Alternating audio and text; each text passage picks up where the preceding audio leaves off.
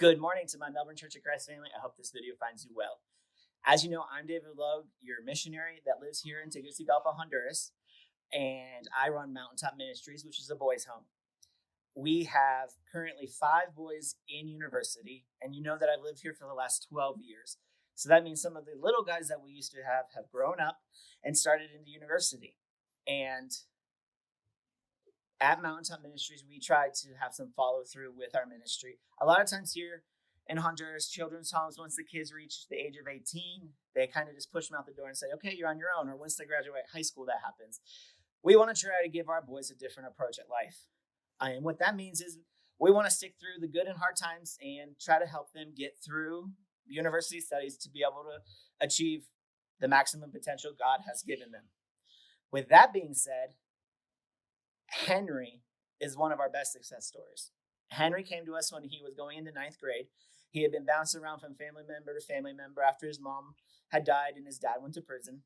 And he came to us wanting to go to our high school in the capital city where we lived. I was a little hesitant, but he came to live with us, and we have come to love Henry over the years. Henry finished high school, top of his class, valedictorian, and then went on to major in pre-law, got accepted to the law school, and this November, this coming January, he'll start his last year of law school. So we're pretty excited for him. He'll take 3 classes and then have about 6 to 8 months of internship that he has to fulfill, and then we'll graduate next November as a lawyer here in Honduras. So we're pretty proud of him. Giovanni is one of the Lopez brothers. As you know, I have a set of 7 brothers. Giovanni graduated valedictorian of his class, 98% overall average 2 years ago, and got a partial scholarship to Lindenwood University outside St. Charles, Missouri. To say we're proud of Giovanni is an understatement. He is a hardworking student. He loves God, and he strives to do the best at everything he can do. Sometimes to a little bit of a fault, but we love him. He has been on the Dean's List. He's part of the National Honor Society, and we are proud of him. Next is his younger brother, Marvin. Marvin also graduated with a 98% overall average last year and was valedictorian of his class. He was accepted last fall into Zamorano University, which is an agricultural university located just outside the capital city, about an hour away, and with a half scholarship. Tuition costs $22,000 a year, and he was granted $11,000 in a scholarship, and we have to come up with the other $11,000. So we are super excited for Marvin, and he will finish his first year this year, and he's in the top 98 percentile of Hondurans in the school. So we're pretty proud of him. Next is Saul. Saul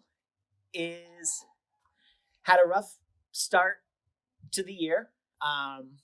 We decided to pull him out of university studies and show him what it's like to work, and show him what it's like to have to work hard for your money. And he's done that. He's worked in a call center. If any of you have Xfinity Mobile or cable, you may have talked to him. He works at the call center for Xfinity Mobile and cable. So if you ever have to talk to them, ask him and say, hi, are you Saul? But he has decided he wants to go back to school and asked us for some help. And he's going to pay some tuition, and we're going to pay the rest. That way he has some skin in the game. We love Saul, and we're proud of him, and we're proud of the steps he's made to overcome the obstacles that presented themselves in his life. Next, we have Mario. Sorry, we already talked about Marvin. We have another brother of the set of 7 brothers, Mario. Mario will graduate this November, top of his class. We're not sure about valedictorian yet because we haven't gotten there. We still have a few more weeks, but definitely top of his class. And he wants to study civil engineering or architecture. We are actually looking at some scholarship opportunities in Japan, Brazil, and Searcy, Arkansas, at Harding University. We are going to try and get the Walton Scholarship, which would be a full ride. They actually help with visa costs and airfare. So be praying about that because several things ride on that. His SAT or ACT scores that we're going to take here in the next few weeks, and a test that international students have to take, which is called the TOEFL. Sorry, there's an ant biting me. But with all of that being said, we have some big costs that come up towards the end of the year with college students. As you know, the Honduran school schedule runs from February to November here. So at this time of year, right now in October, I have to start paying registration fees, class fees, lab fees, book fees, room and board fees. It just piles on, especially when there's 4 or 5 of them. So we need your help. I'm sure you've seen some of the materials Michelle's put out about David needs $40,000, blah, blah, blah, blah, blah, blah. But we're not asking the Melbourne Church for $40,000. We sent out several emails, messages, videos like this asking for $1,500 from each church or mission group that comes down or people that know us to help us bridge that gap. So I'm asking you today if you'd be willing to help us send our boys back to university next year.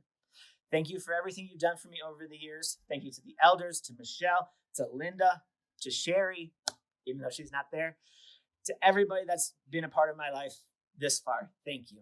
We love you. Have a great morning.